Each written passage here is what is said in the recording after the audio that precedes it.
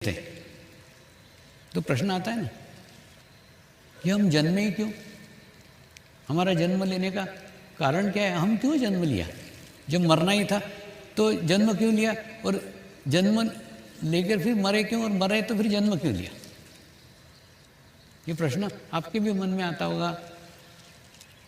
कई युवा लोग भी पूछते हैं कि जब जो जन्मता है उसकी मृत्यु निश्चित है तो फिर जन्मता ही क्यों है? तो जन्म लेने का कारण आपको आश्चर्य होगा। जन्म लेने का कारण विचार है,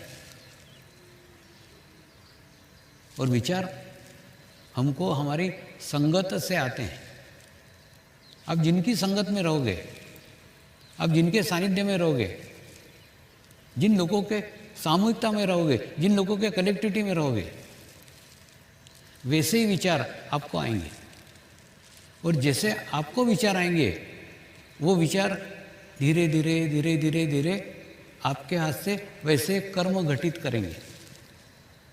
यानी जिस संगत में रहेंगे, जिस सामूहिकता में रहेंगे, जिस कनेक्टिविटी में रहेंगे, वो सामूहिकता का प्रभाव हमारे पे विचार निर्माण करता है।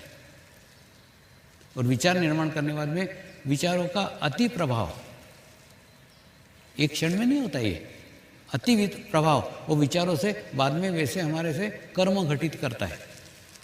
और कर्म घटित करने के बाद में जो कर्म हम करते हैं, फिर वो कर्मों को भोगने के लिए हमको दूसरा जन्म लेना पड़ता है। यानी शरीर धारण करने का केवल एक ही उद्देश्य है, वो उद्देश्य है अपने कर्मों को काटना। तो कर्म काटने के लिए सामान्य मनुष्य शरीर धारण करता है, और उसके बाद में वो अपने जो कर्म है वो काटता है। एक आईएएस ऑफिसर मुझे मिलने को आया था, और उसने कहा, स्वामी जी देखो, मैं इतने डोनेशन देता हूँ, मैं इतने दान करता हूँ, इतने समाज कार्य करता हूँ, इतना अच्छा काम करता हूँ, तो मुझे ध्यान की क्या आवश्यकता है? मुझे तो वैसे ही मोक्ष मिलने वाला है, क्योंकि मैं इतना दान पुण्य करता हूँ, मैं इतने समाज कार्य करता हूँ। तो मैंने कहा, मैं करता हूँ ना। यानी दान कर रहा है वो भी मैं के साथ बांध रहा है, समाज कार्य कर रहा है वो भी मैं के साथ बांध रहा है। यानी मैं सदैव विद्यमान है। तो जब मैं विद्यमान है तो वो सब तू तेरे पुण्य कर्म जोड़ रहा है ना, और पुण्य कर्म जोड़ रहा है तो फिर मोक्ष कहाँ है? यानी तू तेरे अगले जन्म की व्यवस्था कर रहा है। तेरा अगला जन्म सुखी होगा, अगला जन्म आनंदी होगा, क्योंकि तूने अच्छे कर्म किए। तो अच्छे कर्म करके फिर अच्छे कर्म भोगना भी पड़ेंगे ना। केवल अच्छे कर्म करके नहीं होता है, अच्छे कर्म करके आपको अगले जन्म में अच्छे कर्म भोगने को आना ही पड़ता है। और दूसरा, कर्मों में से किसी को भी मुक्ति नहीं है। अगर आप अच्छे कर्म करो तो अच्छे कर्म भोगना ही पड़ेंगे, आप चाहो न चाहो। आप बुरे कर्म करो, आपको बुरे कर्म भोगना ही पड़ेंगे, आप चाहो न चाहो। इसमें आपकी चाहने का, आपके इच्छा का कोई अर्थ नहीं है। सब कुछ एक व्यवस्था के अधीन, एक व्यवस्था है, उस व्यवस्था के अधीन ये कर्म का चक्र चलते ही रहता है। और उसके बाद में फिर वही कर्म हम भोगने को इस धरती पे आते हैं और जन्म लेते हैं। यानी हमारे जन्म का कारण देखो तो जन्म का कारण विचार है। हम विचार करते हैं, इसलिए कर्म घटित होते हैं, और कर्म घटित होते हैं तो फिर जन्म लेना पड़ता है, चाहे पुण्य कर्म हो चाहे पाप कर्म हो। और दूसरा, अपने को लगता है कि हम जो बुरा काम कर रहे हैं, वो कार्य करते समय हमको कुछ भी दिख नहीं रहा है, कोई भी देख नहीं रहा है, किसी को भी पता नहीं है, किसी को भी मालूम नहीं है। लेकिन ऐसा नहीं है। आपके अंदर एक शिव के रूप में आत्मा बैठी हुई है, वो सब देखती रहती है, सब रिकॉर्डिंग चलती रहती है। और एक रिकॉर्डिंग मृत्यु के समय सिनेमा जैसी आपके सामने पूरी ऐसी चलती। जो जो आपने बुरे कर्म किए वो भी चलते हैं, जो जो आपने अच्छे कर्म किए वो भी चलते हैं, आपके सामने वो सिनेमा चलता है एकदम। और उसके बाद में अगर पुण्य कर्म किए हैं, अच्छे कर्म किए हैं, तो जाते समय आपको एक सेटिस्फेक्शन रहता है, मृत्यु के समय आपको एक संतोष रहता है कि मैंने मेरा जीवन बहुत अच्छे से भोग लिया, मैंने मेरे जीवन को सार्थक किया, मैंने मेरे जीवन को खूब लोगों को मदद किया, खूब समाज कार्य किया, खूब अच्छे से किया। मेरे को किसी से कोई एक धन्यवाद का भाव अपने ही प्रति आता है कि मैंने मेरे जीवन को बहुत अच्छे से भोगा। और मैंने देखो, पद पे तो कोई रहता है कोई नहीं रहता है, पद अनिश्चित है, लेकिन पद पे रहते हुए आपने क्या अच्छा कार्य किया, वो कार्य जरूर आपको आपके अंतिम दिन अंतिम समय याद आएगा कि पद में रहते हुए, पद पे रहते हुए मेरे हाथ से इतने अच्छे अच्छे कार्य हुए। तो ये सब अच्छे कार्य आपके सामने सिनेमा जैसे दिखेंगे, तो आपको एक संतोष मिलेगा, आपको एक सेटिस्फेक्शन मिलेगा कि मैंने मेरे जीवन को सार्थक किया है। ठीक है, ऐसा ही अगर आपने बुरे कर्म किए हैं, आपने पाप कर्म किए, आपने किसी को परेशान किया है, किसी को तकलीफें दी है, तो वो कर्म भी आपके सामने फिर दिखेंगे, वो सब दिखेंगे कि आपने इनसे ऐसा किया, आपने इनको धोखा दिया, आपने सब दिखेंगे, सब बुरे कर्म भी आपके सामने सिनेमा जैसे दिखेंगे। और कई लोग इतने बुरे कर्म करते हैं, इतने खराब कर्म करते हैं कि वो कर्म खुद भी देखना नहीं चाहते। जैसे होता है ना, अपना चेहरा क्या है वो बराबर अपने को मिरर में दिखता है, अपने को आईने में दिखता है कि हमने कौन सा, हमारा चेहरा कैसा है, काला है कि पीला है कि सफ़ेद है। जिस प्रकार से हम हमारे चेहरे को मिरर में देखते हैं, ठीक उसी प्रकार से हम हमारे आप को अंतिम समय में देखते हैं। वो सब घटनाएं आप भी दिखते हैं, सामने वाला भी दिखता है, आपने कैसे परेशान किया, क्या किया, सब दिखते रहता है। जो आपने करते समय भी जो देखा है ना, वो भी दिखता है।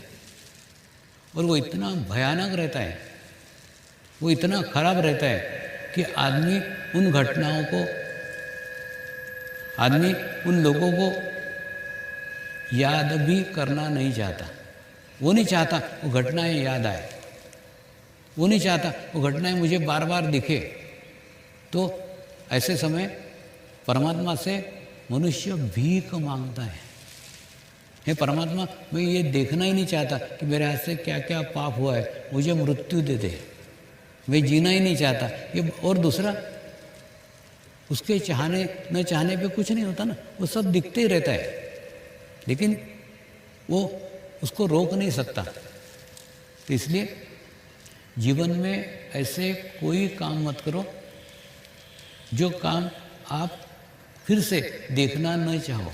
ये सब दिखने वाले हैं आपको। और आप अगर अच्छे काम करते हो, आप अगर अच्छे कार्य करते हो, तो वो भी आपको दिखेंगे ही। अब प्रश्न आता है कि अगर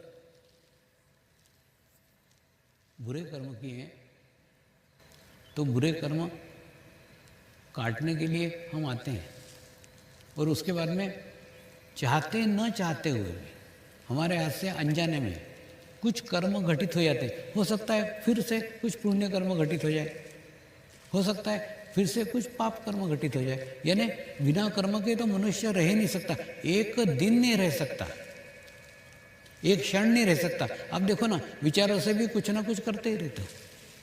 तो ऐसे कोई भी कर्म अगर आपसे घटित होते हैं तो पुराने कर्म तो कट जाते हैं, लेकिन फिर नए कर्म घटित हो जाते हैं, और उसके बाद में फिर वो नए कर्म भोगने के लिए नया जन्म लेना पड़ता है। इस प्रकार से ये कर्म के चक्र में आकर के मनुष्य फंस के रह जाता है कि पुराने जन्म के कर्म काटने आता है, और वो काटते काटते कुछ नए कर्म घटित कर देता है, और उसके बाद में अगला जन्म, जन्म मृत्यु, जन्म मृत्यु, ये चक्र जन्मों जन्मों से चलते रहता है। और जन्मों जन्मों से चलने के बाद में किसी जन्म में अच्छी संगत में, अच्छे सानिध्य में जब मनुष्य आता है तब उसको ज्ञान होता है कि ये कर्म से मुक्ति कभी संभव ही नहीं है। ये कर्म से अगर मुक्ति पाना है तो शरीर से परे जाना होगा। आप सबको लगता है कि आप सब इसी जन्म से जुड़े हैं, ऐसा नहीं है। ये जन्मों जन्मों का संबंध है और उसके बाद में पूर्व जन्मों में आपने अच्छी संगत की थी, अच्छा सानिध्य प्राप्त किया था, तो आपको महसूस हो गया था, आपको पता चल गया था कि ये कर्म के चक्र में से बाहर आए बिना मुक्ति संभव ही नहीं है। तो एक ऐसा मार्ग, एक ऐसा रास्ता ऐसा होना चाहिए कि हमारा शरीर भाव ही समाप्त हो जाए। और शरीर भाव समाप्त हो जाएगा तो फिर शरीर से ही तो कर्म घटित होते हैं ना। पुण्य कर्म घटते हैं शरीर से, पाप कर्म घटते हैं शरीर से। तो अगर शरीर भाव ही नहीं रहा तो ना रहेगा बांस, ना रहेगी बांसुरी। वैसा प्रकार है। तो आपने आपके पूर्व जन्मों में जो साधना की थी, जो तपस्या की थी, उस तपस्या से आप यहाँ तक पहुँच गए थे कि आपको एक ऐसा मार्ग चाहिए, एक ऐसा रास्ता चाहिए कि ये मैं से, इस आत्मभाव से हमको मुक्ति होना चाहिए। यही सोच करके आपने इच्छा की थी। इच्छा क्या थी? उस मार्ग की, उस रास्ते की। और वो रास्ता है, वो मार्ग है आत्मा का साक्षात्कार। आत्मा का साक्षात्कार छोटी घटना नहीं है।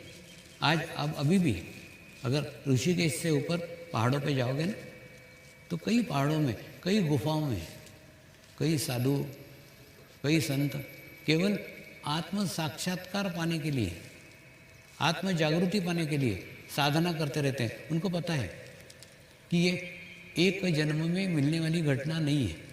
इस जन्म में आत्म साक्षात्कार पाएंगे तो अगले जन्म में वो मुक्त अवस्था पाएंगे, इसको मोक्ष कहते हैं। तो आपने भी कोई तपस्या की होगी, आपने भी कोई साधना की होगी, उसी कारण इस मार्ग में आए हैं। आपका और मेरा रिश्ता, नाता इस जन्म का नहीं है। हम जन्मों जन्मों से साथ में हैं, एक ही मार्ग पे चले हैं, एक ही रास्ते पे चले हैं। लेकिन वो समय नहीं था जो आज का समय है ना, वो समय पहले नहीं था। मैं भी था, आप भी थे, सब था। और दूसरा, इस जन्म में कुछ भी नया आपने प्राप्त नहीं किया है। जो रिश्ते प्राप्त किए वो रिश्ते पूर्व जन्मों में ही थे। जो धन संपत्ति प्राप्त की वो भी पूर्व जन्मों में थी। और वो भी सब छोड़ करके यहाँ आए। वो रिश्ते छोड़ करके आए, धन संपत्ति छोड़ करके, सब छोड़ करके यहाँ आए। यानी जो कुछ शरीर से प्राप्त किया था वो सब छोड़ करके आए। तो आपको ज्ञान हो गया कि जो शरीर से प्राप्त किया है ज्ञान है, वो भी छोड़ना पड़ेगा। वो छोड़े बिना भी मुक्ति नहीं है। मुक्त है ना, सब में से मुक्त हो जाना, सब में से डिटैच हो जाना। हमारा लगाव, हमारा अटैचमेंट कहीं पे भी नहीं होना चाहिए। महत्वपूर्ण, सबसे महत्वपूर्ण है समय। ये जो समय है ना, ये समय अति महत्वपूर्ण है। इस समय के बारे में संत ज्ञानेश्वर जी ने आज से 700 साल पहले अपने काल में लिखा हुआ है कि 700 साल के बाद एक ऐसा काल आएगा, एक ऐसा समय आएगा जिस समय आत्म साक्षात्कार सामूहिकता में प्राप्त होगा, आत्म साक्षात्कार कलेक्टिविटी में प्राप्त होगा। हम उसी समय में